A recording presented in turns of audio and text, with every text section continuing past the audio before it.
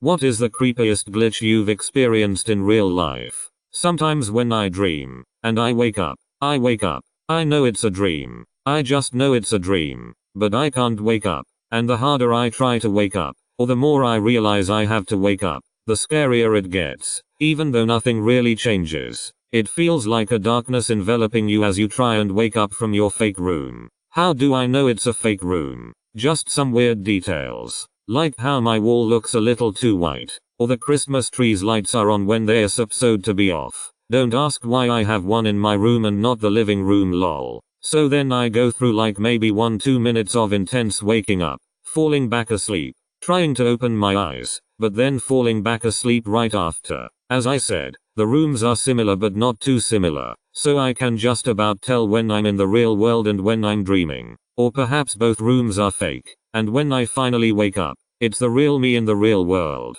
I dunno. Those are the scariest of dreams, even though they last for a few minutes tops because that's right before I'm about to wake up. Was taking the train home one afternoon and an old man was sitting a row ahead of me. He turned around and asked for directions to the hospital, and I told him which stop to get off at. Eventually, his stop arrives and he gets up to leave, but before he exits he turned and said, "Thank you. I'll see you later." I said, "Yeah, no problem." And again he said, "I'll see you later," and he looked me right in the eye. I said, "Sure. See ya," and he got off the train and hobbled away with his cane. Thought it was a little weird he was adamant about seeing me around, but whatever. Freaky thing is, when I got off the train and to the bus station, about 5 minutes after boarding my bus I hear a voice that sounds like the old man. I looked out the bus window and sure enough, he was there at the bus station. Same clothes, hat, and cane. I know it was the same guy, but with his walking speed and the available bus train routes at the time I have zero clue how he got to the bus station right when I did. There are no buses near the hospital that go to that bus station, and my train was the only train that had just arrived at the bus station. In 2010 I was working for a transportation company as a dispatcher and I walked out to go home one afternoon and my foot went through the paved parking lot. After I took another step I looked all over and it was all solid. It was a weird random thing but I'll never forget it. When my mom called to tell me that my grandpa died, I thought she said Papa died and Papa is the nickname for my dad. I was crying uncontrollably and when I finally figured out it was Grandpa I was too embarrassed to admit that I thought it was my dad. I called him later and told him and he just laughed. Anyway, fast forward 3 weeks and my dad dies too. Part of me thinks mishearing her was the universe preparing me to lose him. It was weird because it was like I lost him twice and I'm still kind of waiting for someone to tell me it was all a mistake and it was actually someone else. Edit. I feel kind of bad because I've barely thought about Grandpa since my dad died. My grandma has it the worst because she lost a husband and a son in the same month. Had a bonfire at a family member's home. They put a sheet of metal on a concrete slab, then built the bonfire on top. No one thought about what happens when you make a hot spot in the middle of a frozen concrete slab. The concrete expands with nowhere to go, so it literally explodes. I was the closest to the fire. When it exploded, I had enough time to check where the debris was going to see that I wasn't going to be hit. Look over at my mother and think, I should move anyway so she doesn't freak out. So then I calmly stood up and backed away from the fire while laying down the chair I was sitting in, so it would fit between my legs while I stepped backwards. At least that's what I thought. My cousin came up to me after and said he'd never seen anyone move as fast as I did. In 6th grade I called my mom to let her know my dad was about to head her way to drop my little sister and I off. Divorced parents. When she answered I said, "Mama," and my mom frantically asked, "My name. Is that you?" I said yes. She asked where I was. I said Daddy's house. "We're about to come home now. Just wanted to let you know. Love you, Mama." She asked me, "Who's Daddy? Where are you? Are you okay?" Obviously I was confused and just answered, "Mama, I'm fine. I'm okay. I love you. I'll see you soon." She said she loved me too. Tried to get me to stay on the phone and I just hung up. My dad later got a call and visit from the police. As it turns out I'd accidentally dialed the number of a woman whose daughter had the same name as me and had gone missing. Everything was cleared up very quickly but I always thought it wasn't a mistake that I dialed the wrong number. Maybe it was that woman's daughter saying goodbye. Nothing nearly as creepy as some of the other ones, but I was at Burger King and I was playing in their little playground area. You know, the ones with all the tunnels, stairs, IDK if it's the right term, but anyway. I distinctly remember going in circles in this one tunnel for like 4 or 5 rounds until I stopped and thought, wait, why am I going in circles? And then I continued and realized that the tunnel didn't go in circles but it led up. Thing is, less than a minute ago I was going around and around in the same tunnel, over and over again. So I retraced my steps, went through the tunnel again, and arrived at the top once more. It was like a time loop that broke. Maybe I was just young and wasn't paying attention and was just exiting the tunnel and just going back in, or I was an idiot kid. But this really scared me as a 9-year-old. I had a dream an old friend, who I hadn't spoken to or seen around or anything in about 2 years, died, and I went to his funeral. I woke up and thought, whoa, that's weird, and went to check his Facebook to see what he was up to. He had gone missing a few days previous, but his body wasn't found until over a year later. This is kinda mild. I grew up in this town, and know that where I've built my current house used to be a farm for cattle. It's now a housing development. Just after I moved in, a week, maybe 2, I had gotten up to use the toilet. At this stage, there were no fences. The lots around me were all empty, and aside from the infrastructure, it was still pretty much paddock. As I'm hanging a leak, I am looking out the window and see a shadow cast in the moon. The sound of a cowbell rings impossibly loud in my ear, and then a moo could be heard in the distance. Now I think I'm haunted by a damn cow. Guess I'll deal with it like all my hauntings. Stand naked in my doorway, backlit by my computer monitor, and flex while telling them to fuck off. Works every time. When I was little, my family was at my grandparents' place. They had a pool in the back, and us kids were swimming while our parents ate on the porch. I, being a devious 8-year-old, decided to swim into the deep end where I was not yet allowed.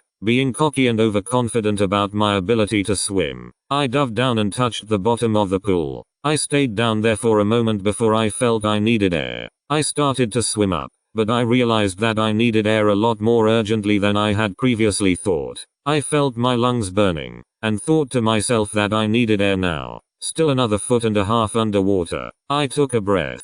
Weirdly enough, it felt as though I had breathed in air. I broke the surface and tried to cough out whatever water would be in my lungs, but there was nothing. I didn't find it very odd at the time, but now I think about it often.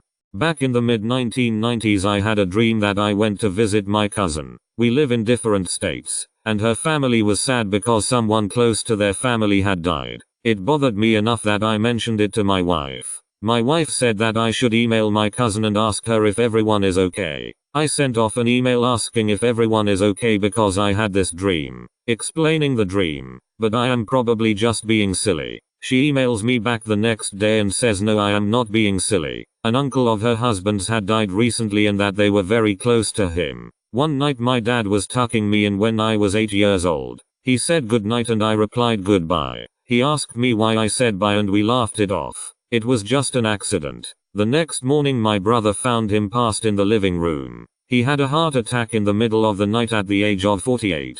From 6th to 8th I had felt like my world just repeated itself because I remember talking about something a few weeks ago. Then I relived the same experience, and the scariest thing was I knew it was coming, and when I realized it I had a frozen moment of thought. When I was a little kid, like around 6-7, my family got a pet hamster, gerbil whatever. I remember the first day we got him I played with him, went upstairs for bed, fell asleep, woke up, came back downstairs, and he was dead. I was really sad that the pet we had just gotten was dead, and my parents informed me we had him for a year before he died. I literally have no recollection of that entire year. I just get a hamster, fall asleep, miss a year of my life, wake up, hamster's dead. It's trippy thinking about it now.